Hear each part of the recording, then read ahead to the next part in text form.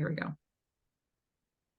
Well, hello, hello. Welcome to our book club. We are in the middle of The One Thing, which has been such a great read. I've really been enjoying this and applying it and really talking about the concept of focusing on less. You know how they always say like less is more.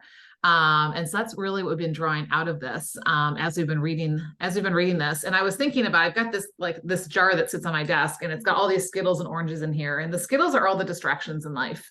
Right. And I was like, gosh, we have so many things that just fill up our day from like the minute we get up, we open our phone, we open our computer, we turn on the TV, and it's just like information overload. We are way too accessible to so much information now. It used to be like I think I saw something recently, maybe it was in this book. So tell me if we read this here, or maybe I read it somewhere else. Like we get more information in one day than most people used to get in a lifetime. You know, when you think about technology and how much it has changed our worlds. And so while it can be a really positive thing, it can also take us away from the one thing because there are a ton of distractions that are always, getting in the way. So before we start, today it's just two of us live, but I know that there are quite a few of you who'll be watching the replay. And so you can be thinking about this as well. But what difference have you seen thus far? Just even thinking about this concept of the one thing, like what difference has this made for you, either in your mind or actually in things you've been doing or not doing? I don't know. I'm doing so much.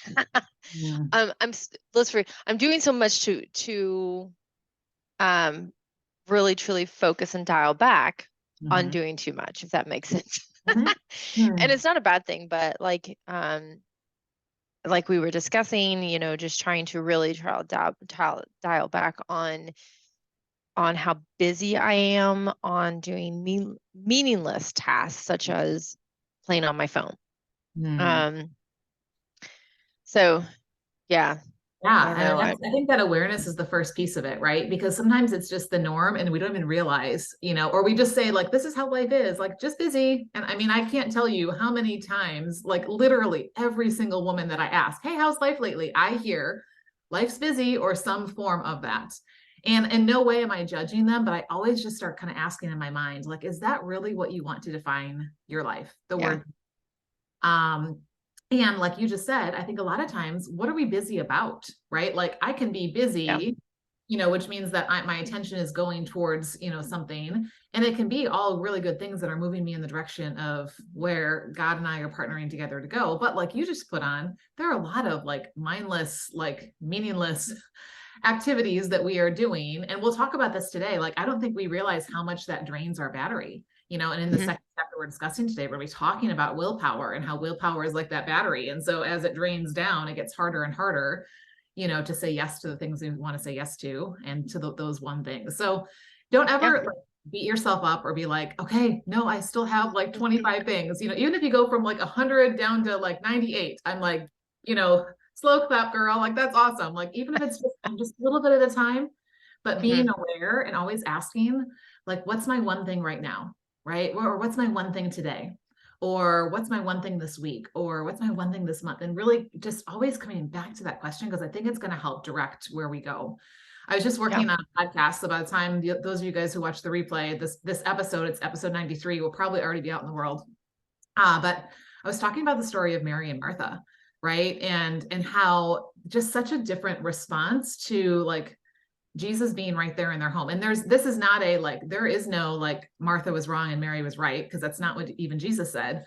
But Mary was the one sitting, right, and just listening and being filled up, whereas Martha was the one running around to the point that she got really frustrated that nobody was helping her. And, here she was doing all the work. And not that there was anything wrong with doing that. She had a whole bunch of people that she had to feed basically on a moment's notice, without Instagram, without DoorDash, without a deep freeze, so yeah, there were things that had to be done.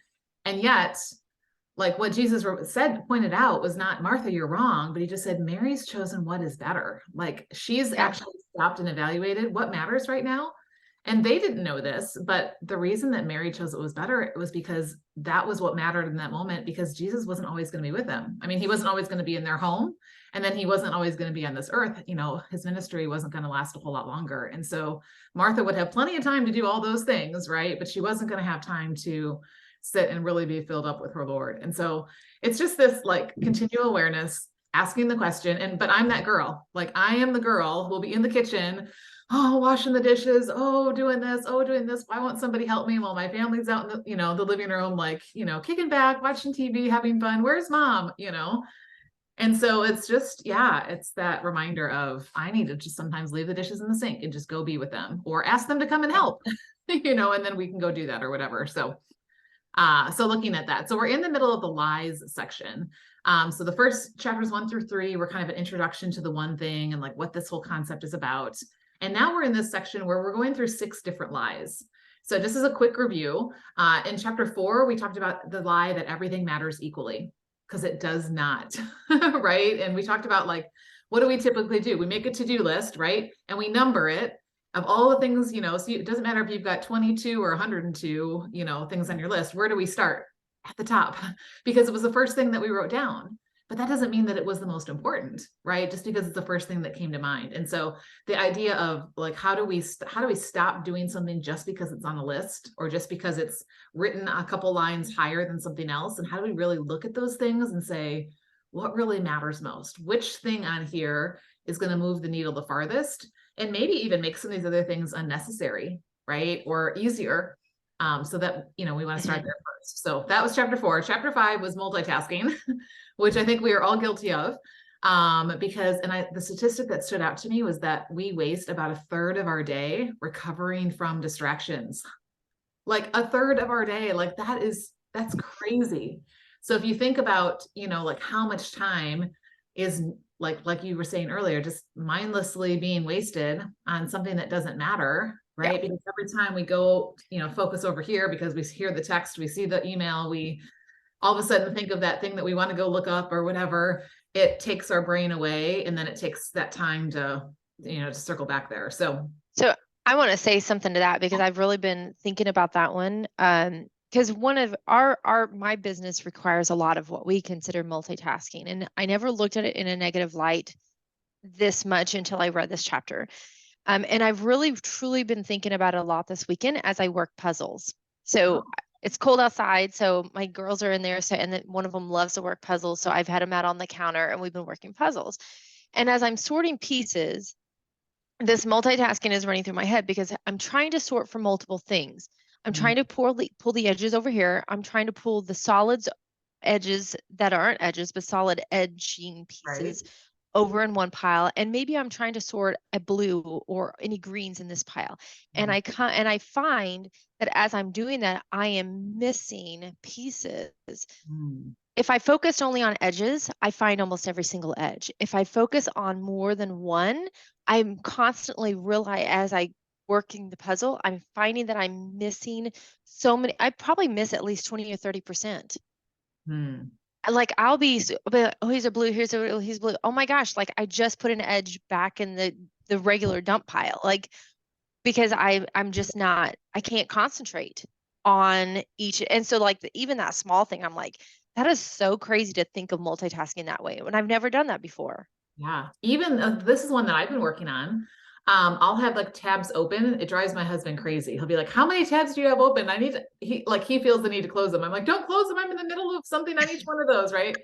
But even if I'm not looking at what's on that tab, the fact that I can see the words at the top, like distracts my brain enough that it will trigger me or kind of pull me back to what I need to finish up about that one right there. And so I've been really trying to just like with a puzzle, if I'm working on a project and I've got a time block and, I'm working on my podcast content, all my other tabs are closed, because guess what? I can just click that button and reopen them when I'm ready for them, it's not helping me that it's sitting open. It's not like it's that hard to go find it again.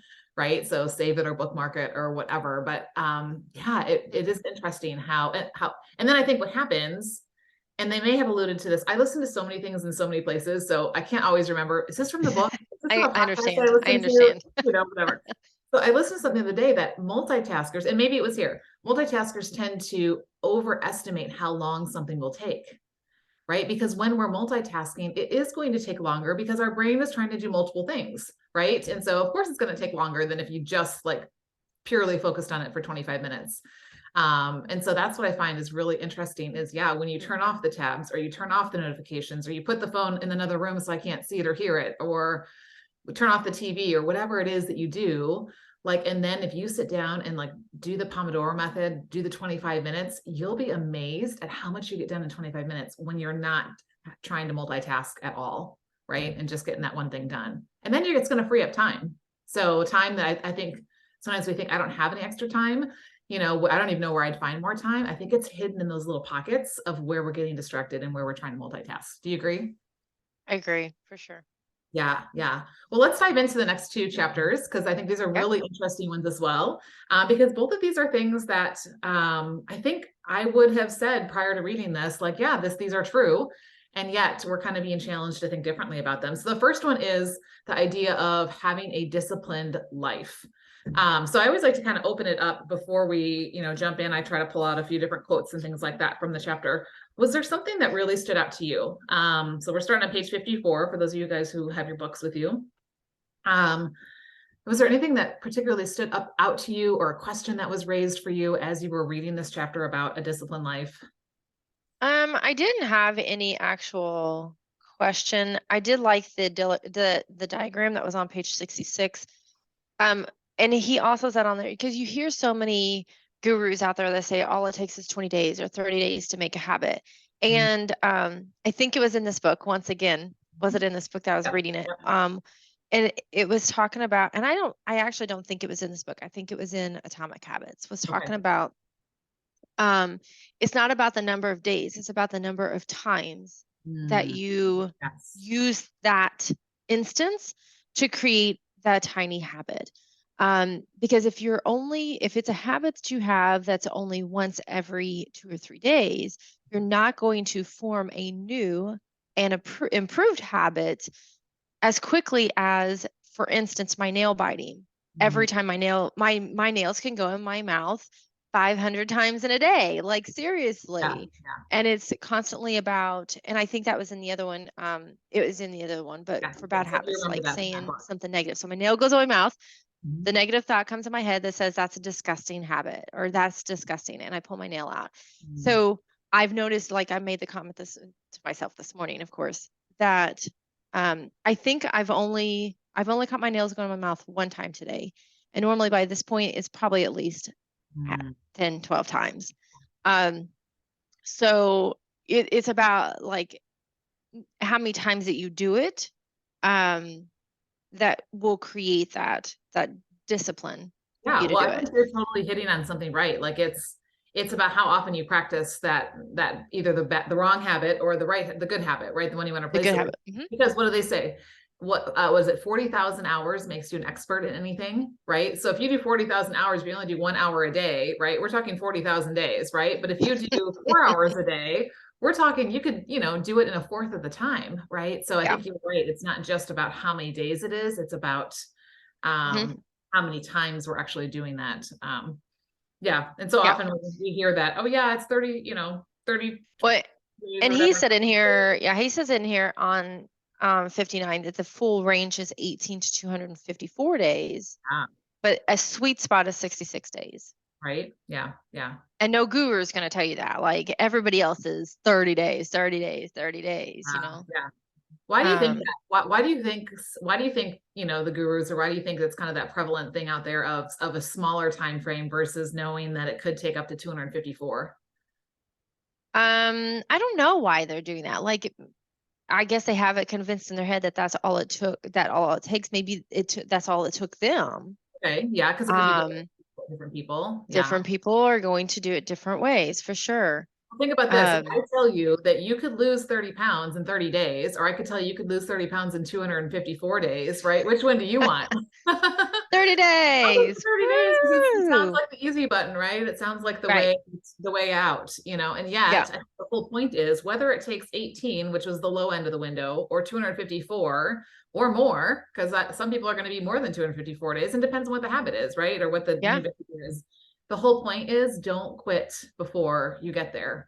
Because what happens, we're about to come up to the first of the year. Statistically, I mean, a huge number, like I believe it's about 70% of people fall away from their New Year's resolutions by the 17th of January. They don't even make it 30 days. They don't even make it 21 days, right? They don't Like, even make it the minimum 18. I know, right? Like, it's like, and so no wonder. Yeah, I gave up resolutions. I don't set goals. They don't work. Well, yeah, because you didn't give it the time it needed to really become that new habit for you. I do. The other thing that was in that other book that I was reading, the other problem that we have, and the reason that people don't make it past day 17 is because we try to make it this big, huge habit.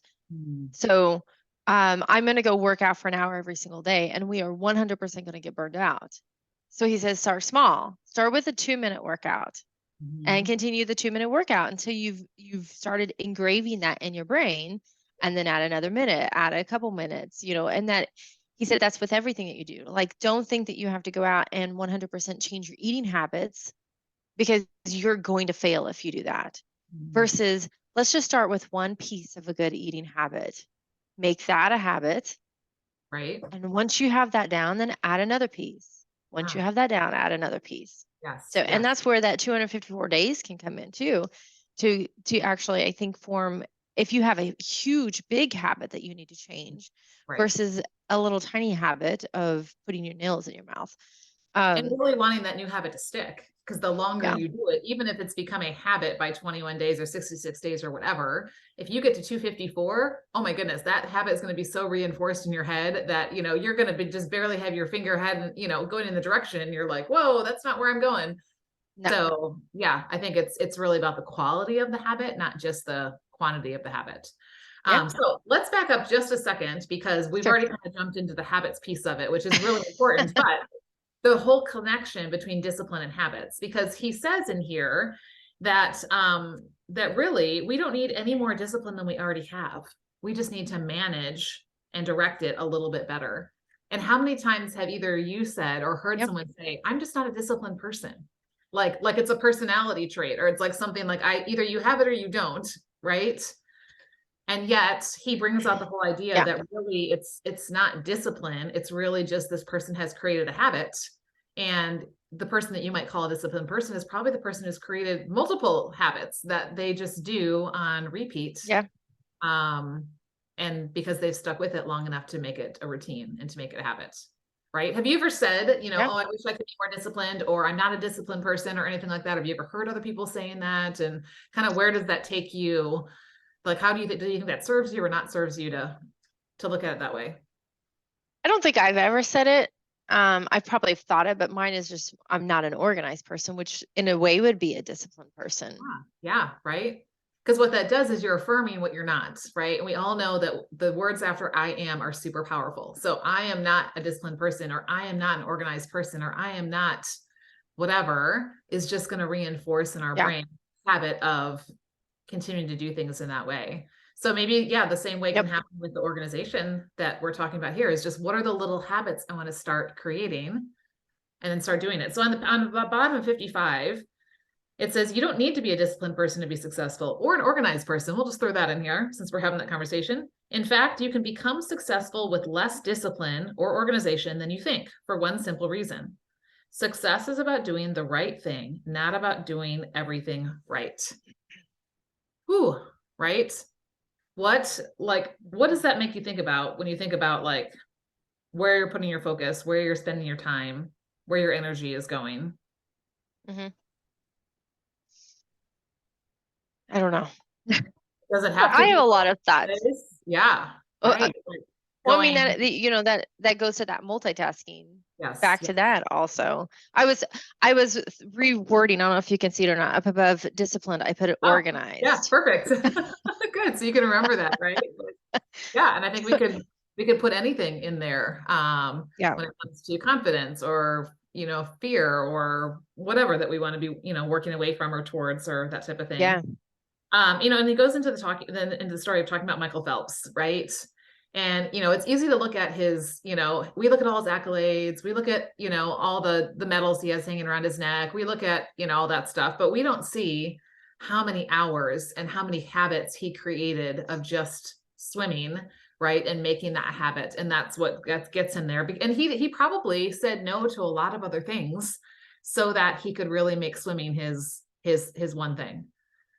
Right. And so if you really want to see the difference, then you're going to stick with that one thing versus trying to do all the things and in the end, not really doing anything or doing anything well. All right, there we go. Okay, sorry, we were frozen there for a second, so I think we You are had back. froze for a little bit. Yeah, your screen was like Yep. flipping out, and then all of a sudden you were frozen, and then I'm like, oh, I don't know what's going on here. So, but here's what I love. Here's the thing that makes me feel better. Yep. Once you kind of figure out, like, okay, what's the habit that's going to help move me forward, and now I'm just going to keep practicing this and keep practicing this, you know, and not give up before I get there. That habit becomes easier and easier over time. Have you found that? So on page 57, it says, the right discipline goes a long way, and habits are hard only in the beginning, because over time, the habit you're after becomes easier and easier to sustain. They require much less energy and effort to maintain than to begin. Like, where have you found that to be true for you in it being easier over time?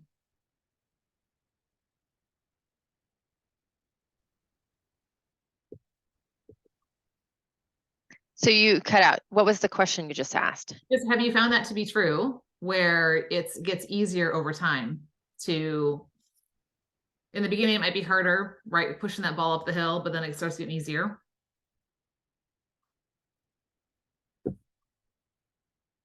Goodness, okay, I'm getting my phone set up because if this does it again, then I'm switching over here. This was the country thing I'm telling you is for the birds because my internet has been not wanting to cooperate lately. So okay, I'll just have this on the ready. Okay, so here's the question in case you didn't hear it the first two times.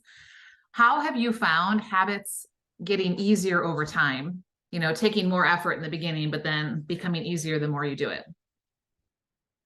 I wonder if I can just switch over here. Let's see.